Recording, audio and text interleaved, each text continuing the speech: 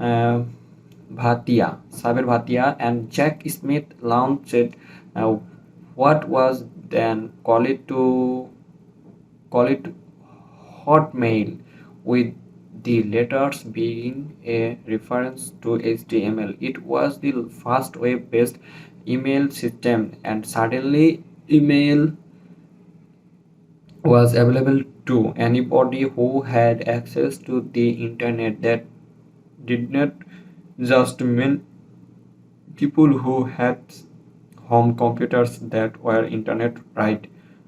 It also meant anybody who could use a public computer at a library or business center. Suddenly, email was no longer limited to just a small group of people who needed to communicate primarily with each other. Email was out of the bag to the public, and anybody who wanted to communicate with anybody else could do so via Hotmail.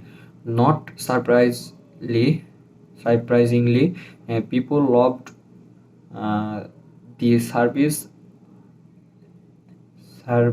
and flocked to it. A year later, in 1997, Microsoft purchased Hotmail for $400 million and renamed it MSN Hotmail.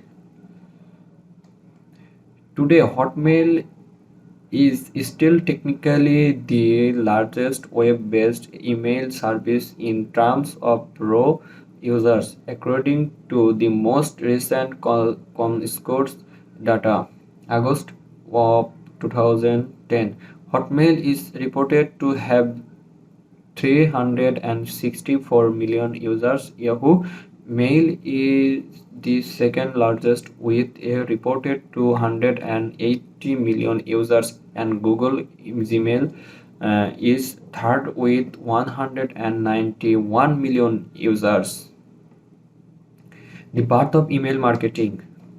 While email began as a communication tool for academic and business purposes, it soon became a tool for personal communication among friends, relatives, and even people who had never met in real life. As people began to spend more and more time using email as their primary communication tool, smart marketers realized that email communication were the future of marketing communication and began to make the shift into using email as a way to effectively communicate with customers. Email marketing, even in its earliest days,